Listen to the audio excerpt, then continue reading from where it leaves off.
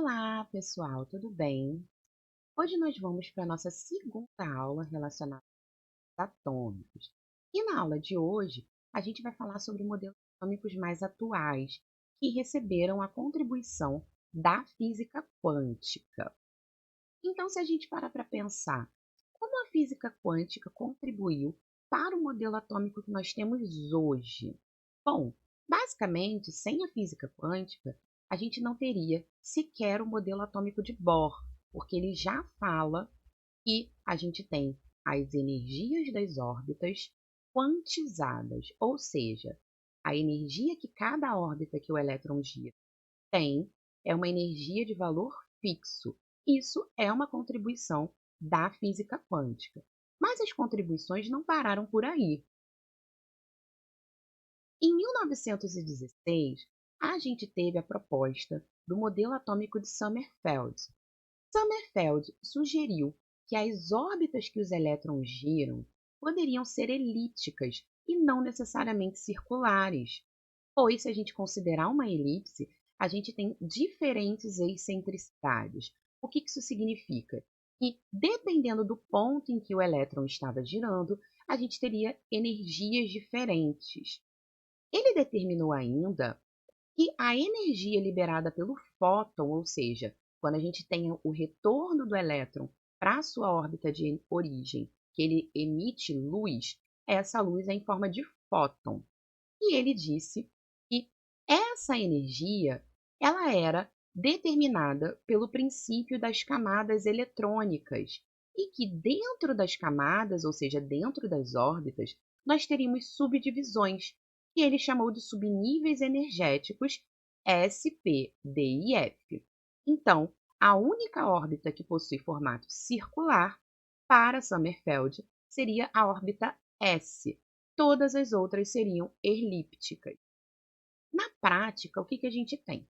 Como cada órbita a gente dá um nome de camada, que a gente começa a nomear por camada K, camada L, camada M, camada N e assim por diante, dentro dessas camadas a gente teriam as subcamadas ou os subníveis. E esses subníveis eram os subníveis S, P, D e F, sendo o subnível S o único que era esférico, que era no formato circular.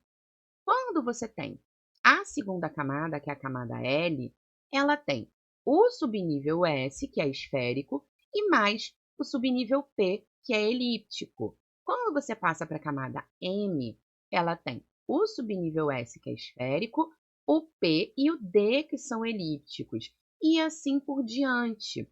Então, a gente tem uma junção desses subníveis, sejam esféricos ou elípticos, para construir uma camada. Então, as camadas elas são a união dos seus respectivos subníveis. E cada subnível desse vai ter um valor de energia, contribuindo para o valor de energia da camada inteira. Alguns anos depois, em 1926, nós tivemos o desenvolvimento do que a gente chama de modelo atômico quântico. O modelo atômico quântico, ele é uma associação da matemática com os princípios da física quântica, isso baseado no modelo atômico de Sommerfeld. Então, pela teoria quântica, a gente sabe que a matéria tem propriedades associadas com as ondas. Então, o modelo atômico quântico, ele considera o átomo como uma onda dentro das suas equações. Então, a gente perde aquela definição no desenho do átomo e passa a ter o desenho do átomo como se ele fosse uma grande nuvem, onde a maior concentração de massa está no centro, que seria o núcleo, e a eletrosfera ela tem uma concentração de massa muito pequena, tá certo? Mas quais foram esses princípios? O que gerou esse modelo atômico quântico? Como a gente chegou neste modelo aqui, que observa o átomo como se fosse uma nuvem? Bom, a gente tem dois princípios para observar. O primeiro deles é o que a gente chama de princípio da dualidade onda-partícula do elétron. Ele fala que a todo elétron em movimento está associada uma onda característica. O que isso significa? Lá em 1920, o Louis de Broglie, ele estava estudando o elétron e aí ele observou que o elétron ele se comportava simultaneamente como uma partícula e como uma onda. E por essa razão, os elétrons poderiam apresentar propriedades da mecânica ondulatória. O que é a mecânica ondulatória? É a parte da física que estuda todas as ondas. Ondas de rádio, ondas de calor, ondas de qualquer tipo. E aí, esse estudo dele foi bastante contestado na época.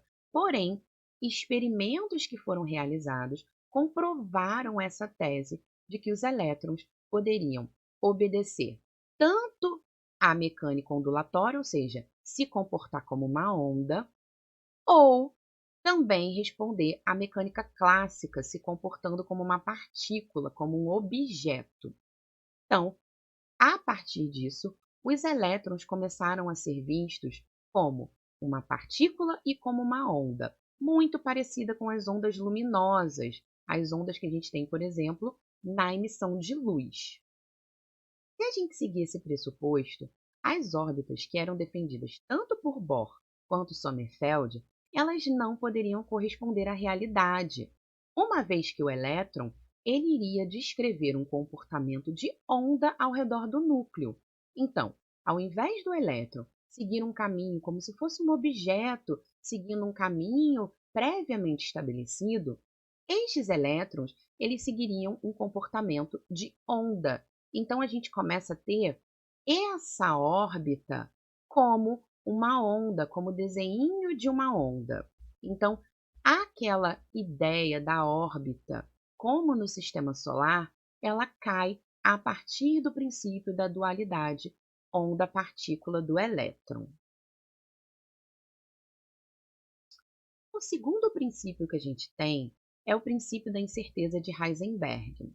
Nesse princípio, Heisenberg fala que é impossível determinar com precisão a posição e a velocidade de um elétron no mesmo instante. O que isso significa?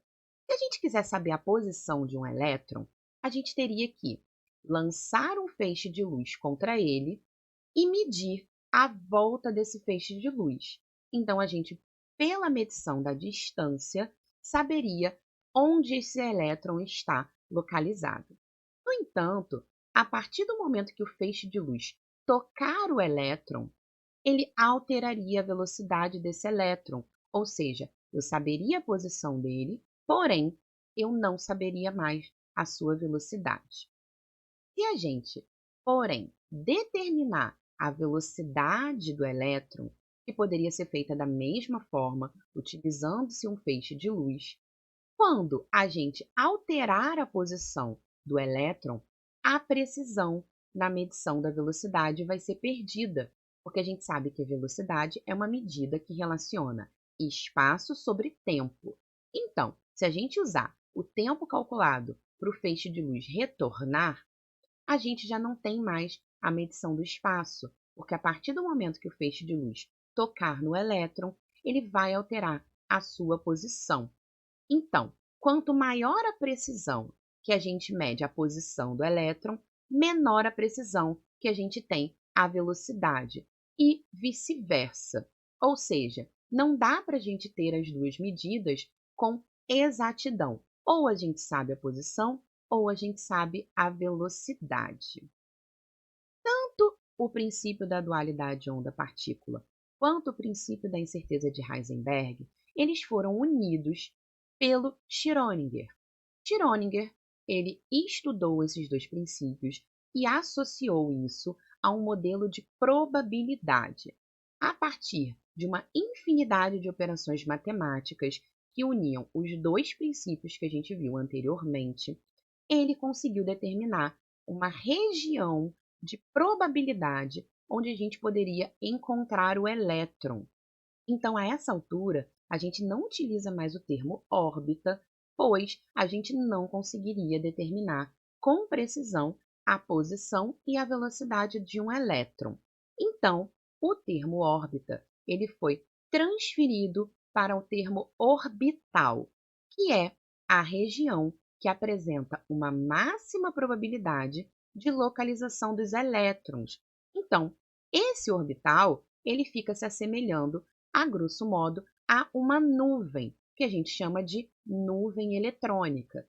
Então, a gente vai ter o núcleo no centro do átomo e ao redor desse núcleo a gente tem uma grande nuvem, que é a região de probabilidade da gente encontrar os elétrons presentes em um átomo. E isso foi feito a partir da união tanto do princípio da dualidade de onda-partícula quanto do princípio da incerteza de Heisenberg.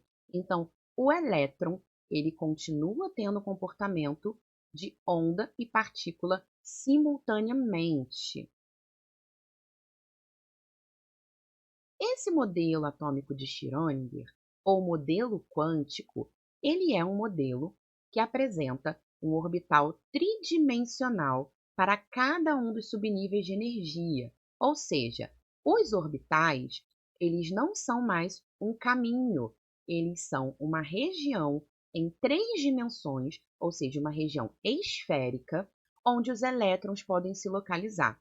E esse modelo possibilitou a compreensão de um fenômeno que nós vamos estudar, que é a hibridação em átomos de carbono e também em alguns outros átomos, que é o que permite a determinação da geometria molecular de diversas substâncias químicas.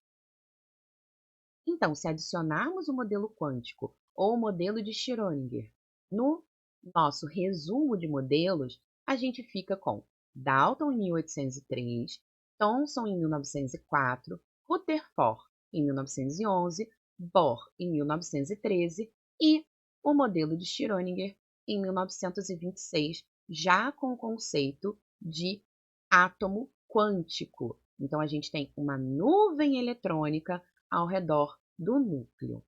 Tá certo, gente? Bom, essa foi a nossa aula de hoje. Espero que vocês tenham entendido e até a próxima!